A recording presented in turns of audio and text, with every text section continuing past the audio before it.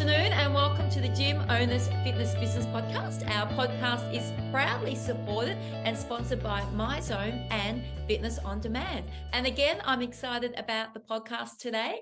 Today, I'm speaking to Mark Williamson. Mark has more than 20 years experience in market research and he's the co-founder of Club Intel. I'm very impressed with the 20 years of research. I think that that's just absolutely incredible. Now, Club Intel is member and brand insights firm that is focused on helping businesses within the club industry understand, appreciate, and leverage the needs, wants, and personal journeys of employees and members. Now, the reason that I asked Mark to jump on to the podcast today was basically because I was reading some research that they just launched in the last couple of weeks to obviously across the internet, to club owners and to consumers. So what I want today is for Mark to go over all of that research, and it's all about Gen Z, also known as the Zoomers, which I actually didn't know until I read your research, Mark. So welcome to the show. Thank you. It's good to be here. I'm glad that you're excited to be on here. So let's get stuck straight into it. Please tell everybody, first of all, what was involved in the research? Why did you do the research? And why is it about Generation Z? Well, it's sort of interesting. We actually, for the past 3 years, we've been doing research. It's been sponsored by ABC Fitness. And we have been doing consumer research here in the US about fitness consumers. And so this is our third wave to reach out to consumers. So we have data that's, pre-pandemic, during pandemic, and post-pandemic. And this is our first stab at the post-pandemic research. And in the research, we talked to, I'm sure you guys are familiar with the Rex roundtables. Yes. We talked to them and asked them, as an operator, what do you want to know from the fitness consumer these days? And so we reached out to a little over 2,000 fitness consumers here in the US. And among them, we talked about a whole litany of objectives, if you will. And really what we want to understand is, given the economy and where we're going with inflation and economic headwinds, how are they going to brave through that? And what's important to them in terms of driving value in our clubs? And then competitively, when we talk about what we're competing against in terms of share of wallet. Think about all the things that are out there that are spending their discretionary income on. How important is it to keep our gym memberships? So we're looking at how do we create value and what is it that they're looking for in that experience, and how important is the gym membership? So in all of that, there's several bodies of work that we've come out with. The first one we presented at IRSA, and it was truly looking at the values that people are looking for in their gym membership. This is our second release of data, which is profiling the Gen Z. And at IRSA, it was sort of interesting. It seems like every presentation I went to, we heard rumor and discussion in and around Gen Z and how important they are. They're coming up through, the pipeline, if you will, of our business right now. So they're the 18 to 24-year-olds born in 97 to 2012. And so those 18 to 24-year-olds are just now maturing into that point where they're starting to come to our clubs. So we want to know and want to understand what was important to them, as specifically relative to everybody else. So they're a very unique cohort of individuals. And as they're coming through the system, it's important that we understand who they are, what their needs are, what they value. Now, Mark, when I was reading through the research, it said that they have a disposable income globally of $360 billion. Like, that's an incredible amount of money for one generation. One generation. And I think that speaks volumes to how important and relevant they are in terms of consumerism, right?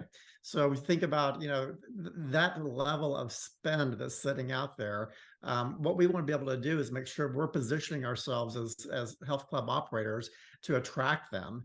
And so understanding, their values and what's important to them is going to help us give us the legs up when we are competing against all the other options they have in terms of spending that money. So let's talk about that age bracket. So we said 18 to 24. All right. So can we break that down in terms of single, married, culture? What are you seeing there? Is there a higher percentage of one versus the other? Yeah, I mean, if you think about go back to when we were all 18 to 24-year-old, right? There's a lot of singles out there. So consequently, you're seeing about probably about 60% of these individuals right now are considered single. And consequently, you think about that life stage, being single, just starting out, in a career, and or you're still in school. So there's a heavy propensity of these individuals that are still in college right now. So that income level, if you'll think about it, it skews to the lower end. So consequently, the dollars that they do have, it's very important to them to make sure that they're spending it on what they really find of value, right? So income to them is they haven't started and kicked off their careers yet, to a point where they're making the six figures that a lot of people like to have these days just to make ends meet. So consequently, we're looking at lower income single individuals, but consequently they do enjoy being in groups and with other people. So in terms of working out and what they're looking to do, it's compelling for me to see that there's a profile that we use where we ask them basically if a fitness profile. So are they what we call a wellness lover? Are they like a routine individual? Are they explorers? Or they're just somebody that's looking to work out, come in and work out, they have an event in their life and they want to lose some weight, a wedding, or go to the beach or on a vacation.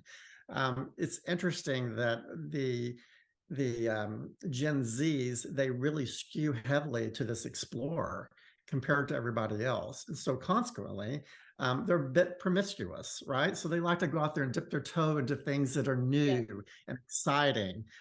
They don't necessarily want to be a member of just a club, but they want to have the option of doing multiple clubs and multiple workout types. So they might be doing yoga one day at one club and going for their strength training at another.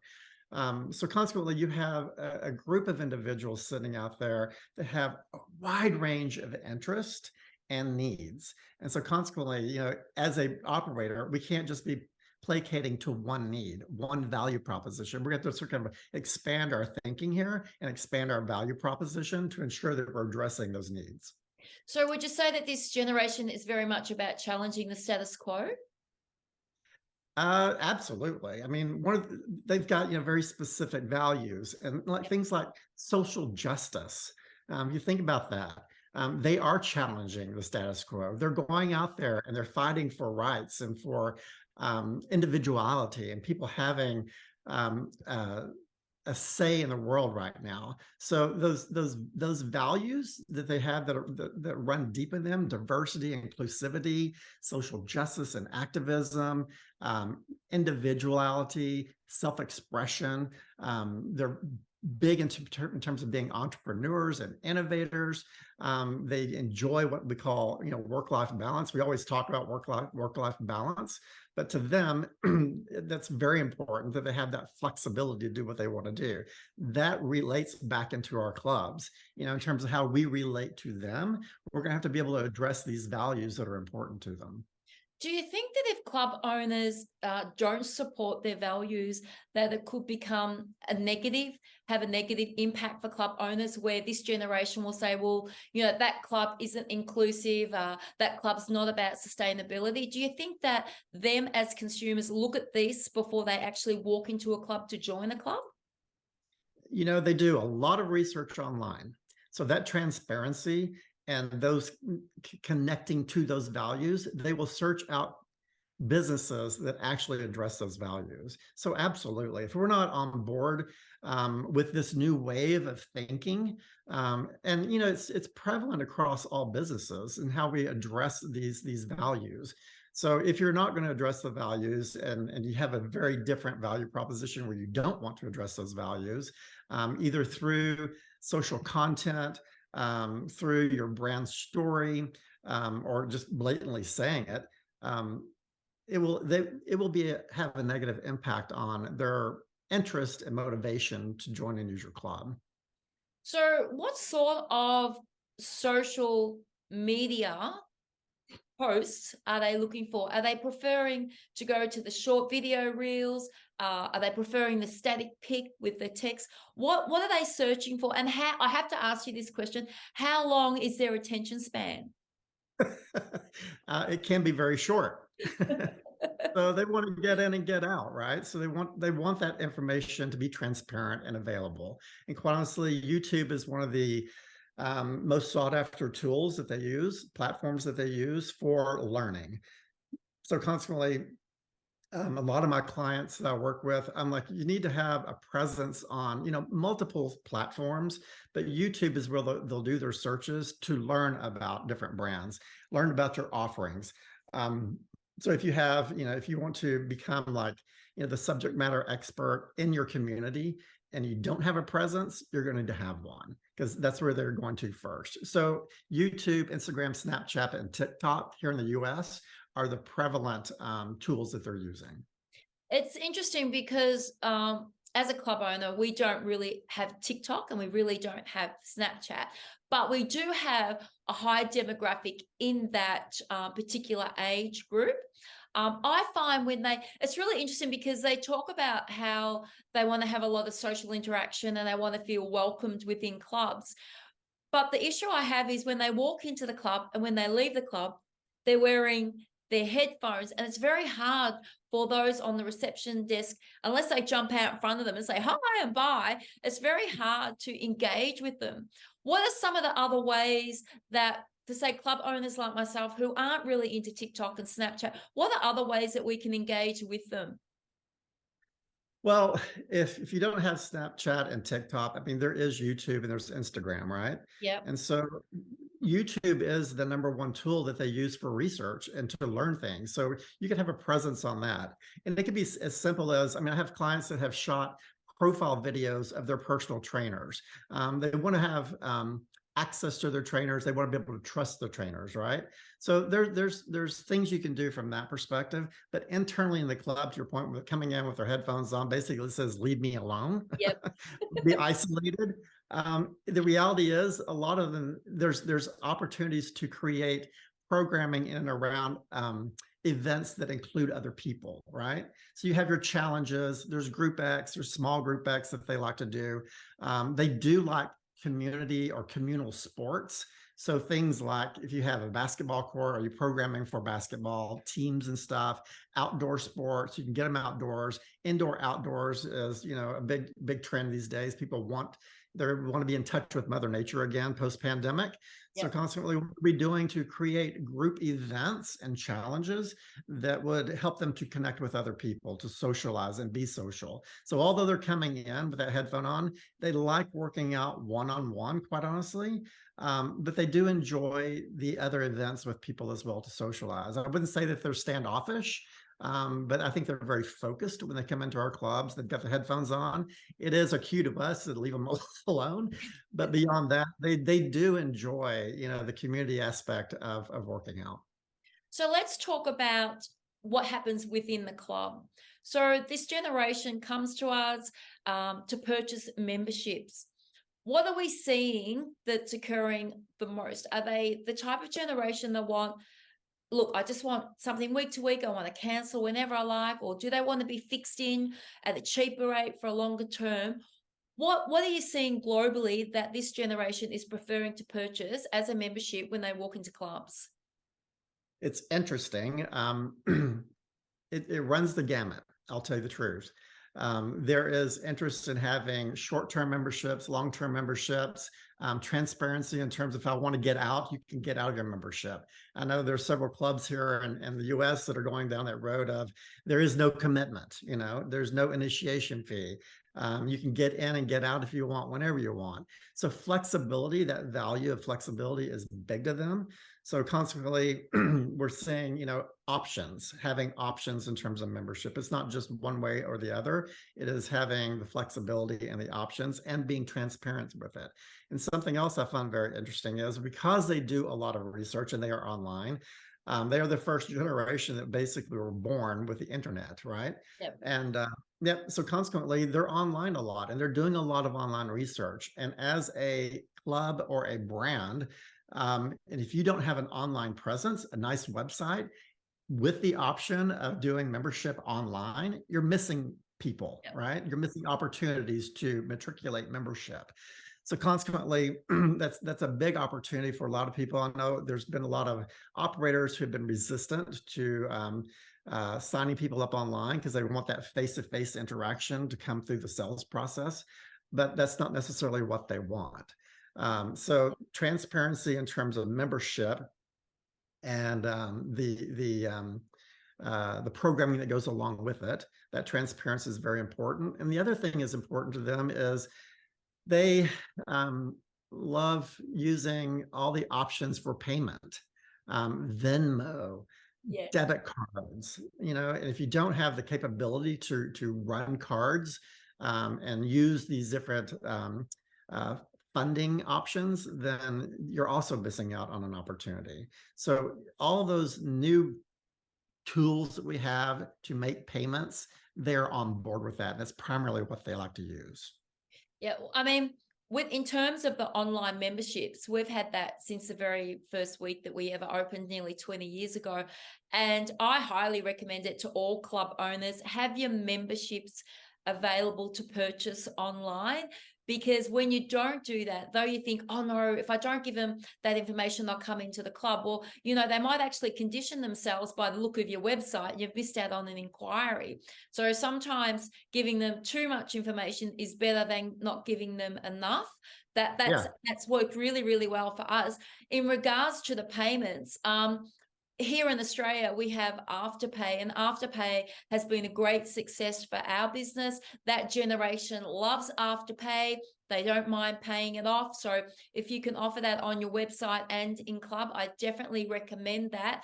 And, it's interesting because I'm not sure how you guys do it in the States, but here in Australia, clubs that do have contracts have them set up two ways. So, the client signs up, and if they want to get out of the contract early, they've either got to pay out the balance of the contract or they have an exit fee. We find that all ages, irrespective of the sex and the age, they're happy to sign a contract when there's an exit fee, because when they sign up, they know that to get out early, it's going to cost them $150 or $250, as opposed to being told, hey, you've got to pay for 6 months membership upfront that you're not going to utilize because you want to get out of it earlier. So my advice for club owners here is definitely Afterpay, have your memberships online and have an exit fee as opposed to pay out the balance. Mark, so we've talked about signing the people up at the front desk. Let's talk about what are they doing in clubs? What are they preferring to do? Group fitness classes, preferring to work out on their own? Is it gym equipment? Is it strength training? What's happening? What does your research tell us? Well, it's interesting. The majority of these individuals love to work out on their own. So consequently, even when I'm in the gym and I'm observing the younger groups down there, they're out there with their headphones on and independently working out. And a lot of them you'll see with an app in their hands working along, they've got their online coach and training. So they're big in using their apps. And so consequently, a lot of gyms and clubs do not have apps. So the online coaches and stuff. So if you could, brand an app, white label an app and brand it, that gives them coaching, gives them nutritional advice, gives them, the whole spirituality. They love. The majority of these folks are actually what we call, the wellness lovers, and the wellness lovers are the folks that are more into the holistic perspective of working out. So consequently, it's not about coming in and jumping on a treadmill or doing your strength training, but it's also give me yoga and give me meditation classes. Give me things that feed my mind and feed my body. They're into nutrition. So it's that holistic perspective. And, a lot of clubs I know that I go to don't have nutritional training, don't have dietitians. So there's a piece of the regimen that they're looking for that we're missing out on. So it is with them, it is that holistic perspective. I can't tell you they just go in and specifically do strength training or just cardio. They do it all, right? And we need to be placating to all of it, that holistic perspective of working out. A lot of them love group exercise classes. And there's that social component. I mentioned, the communal sports. So the basketball, the volleyball, all those things that we could be using our gym for, the gymnasium for, if you have one. So there's opportunity to think more broadly versus just like, very narrowly in terms of how they're working out and how they're using the gyms. My gym, my observation of one is I see them playing basketball, small teams playing basketball. They schedule this stuff regularly. I see them on the floor. It might be a guy and a buddy, or two girls, the girlfriends hanging out, working out together. So they do have support that they're using. And consequently, they do personal training. So that's another thing that is big for them, is this personal training and small group training. And our data, it supports that. And so consequently, one thing that they're looking for is being able to trust the trainers. So our trainers need to be very well versed in kinesiology, the body, working out, and helping to guide them. They're also looking for opportunities for us to help with apps and things to move help them hit their goals, right? So a lot of them have very specific goals about what they're trying to accomplish, and they're looking to us to help move them along, move them forward with reaching those goals. The other thing that is really interesting to me that they find a value is the aesthetics of the club. So when they come into the gym, is it upbeat? Is it motivating? They're looking for that. I know a lot of them are putting on their headphones to find that motivation in their music, but are we providing that as well? So it's looking at not just what they're doing on the floor, but what surroundings are we creating? What environment are we creating that creates that theater, if you will, the theater of working out? What are we doing to help encourage that, to motivate that, to make them feel as good about the experience as they are about their workout? What do you think a Gen Z club should look like aesthetically on the inside? I've seen everything. I mean, there's I'm talking about theater. How do you create theater around the workout? There are a lot of clubs that are moving that direction of creating like a club environment, like a dance club, a nightclub environment. And they pack them in with Gen Zs. I don't know if you know the John Reed clubs, but we've got one in Dallas that just recently opened up, I think the past year. I went by there and it has the lighting, the sound, sexy music going on in the background. They have a DJ spinning. They've got amazing architecture, and it flows with different lighting depending on where you are in the club. I would say it's very Instagrammable. Okay. It's got that vibe where you can just sit there and take pictures of yourself and post all day long. And they were doing that. But this particular club has packed the Gen Z in there. They know what they're doing. They're addressing those needs. So they've created a nightclub environment. I'm not suggesting that's for everybody, but it is one example of sort of a departure from the typical that is really attracting the Gen Z. It's really interesting that you say that about the lighting, because I feel during the day our club is for one generation, and then come 4 o'clock, it's about the flashing lights in the group fitness room and the music pumping in our functional zone. And it's almost like it's the opposite club once we hit 5 o'clock. So it's very interesting that you said that. Just taking a step back to when you spoke about clubs perhaps white labeling, an app. Are there any companies that you could recommend to club owners to look at if they were looking at getting an app for their club? Well, it sounds a bit gratuitous, but ABC Fitness is a client of mine, and they actually sponsored this research, but they have all kinds of apps through the Trainerize app.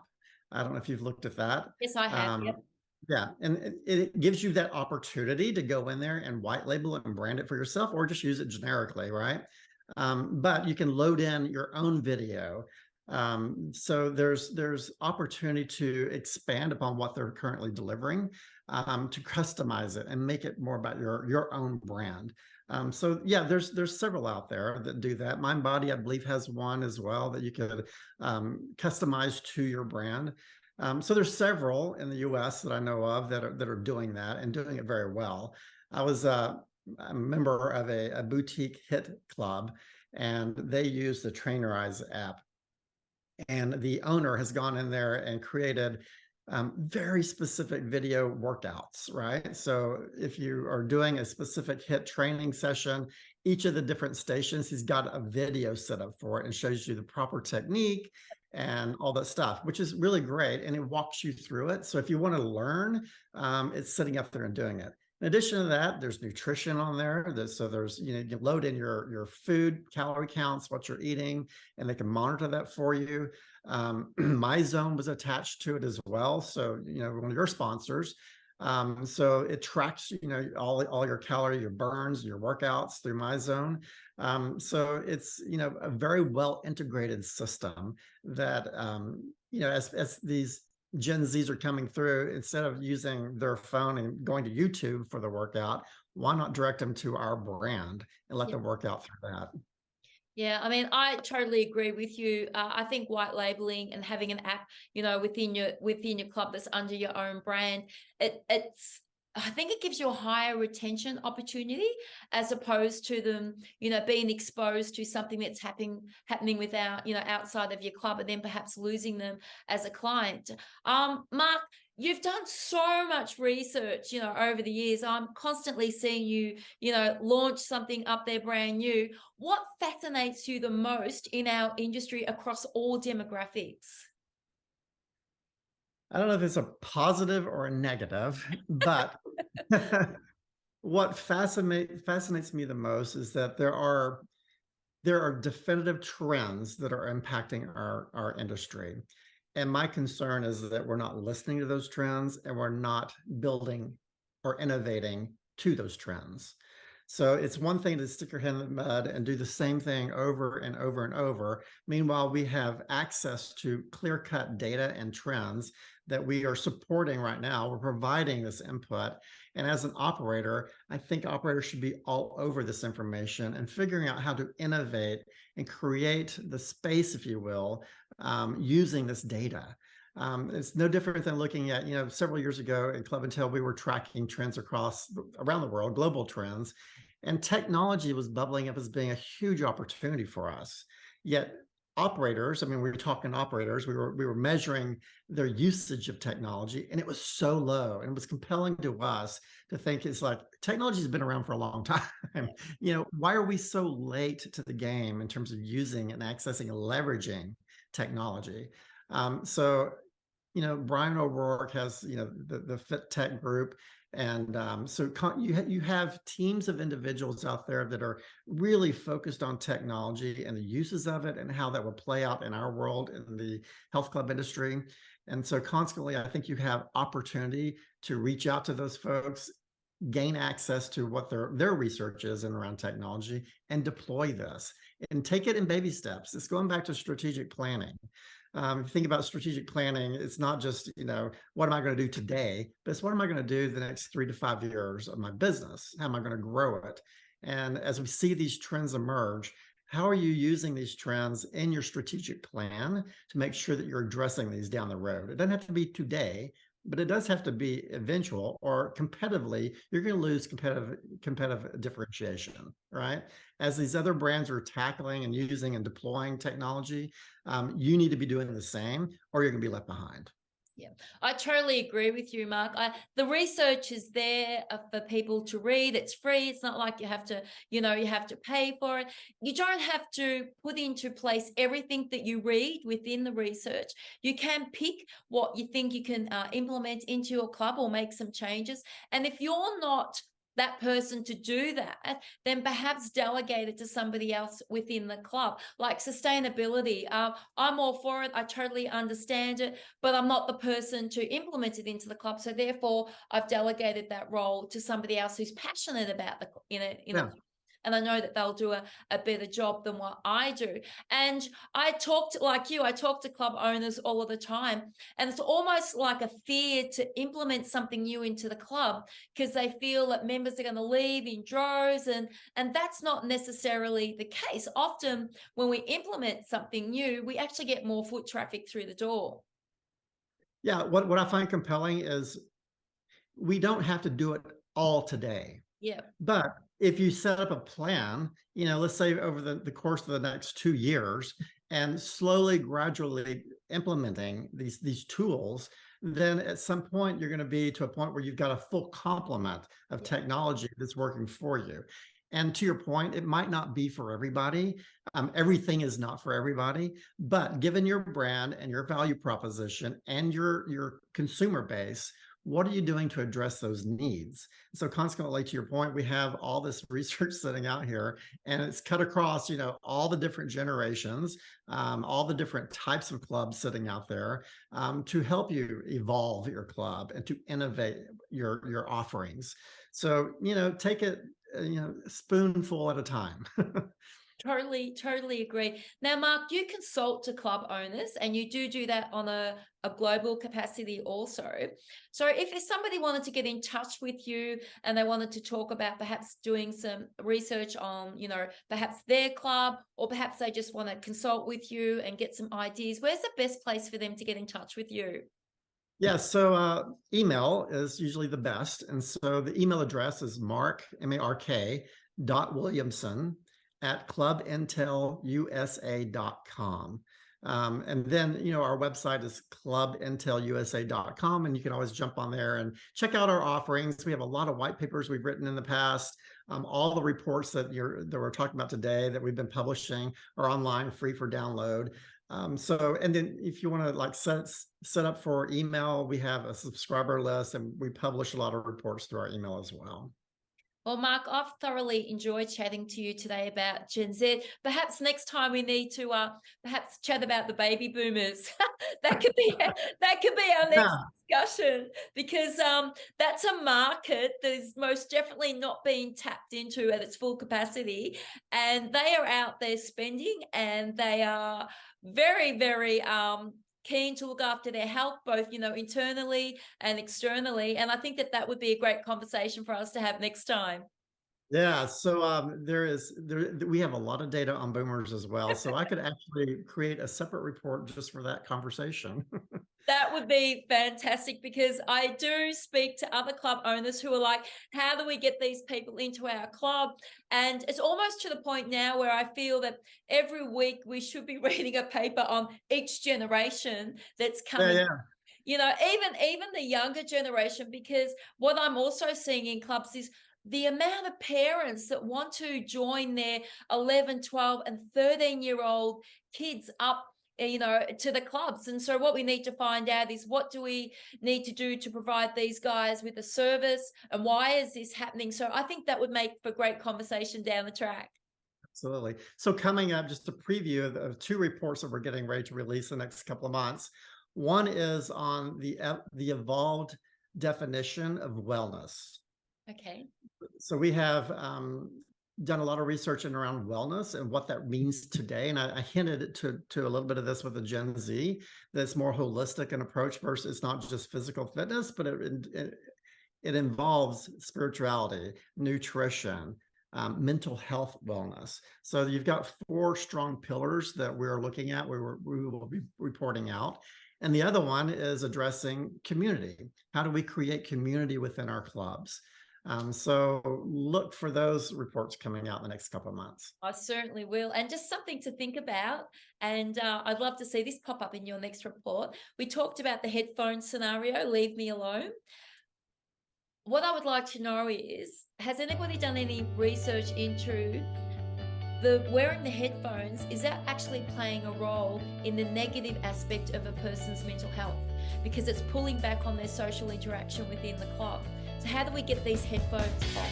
That's what I want to know. That's what I want to know. When I take mine out, I'll let you know. Okay. All right. Mark, thank you for joining us today on the Gym Owners Fitness Business Podcast, proudly supported and sponsored by MyZone and Fitness on Demand. I'll drop Mark's details in the bottom of our podcast, and most certainly Mark and I will be catching up in the weeks to come. Thanks, Mark. Thank you. Appreciate it.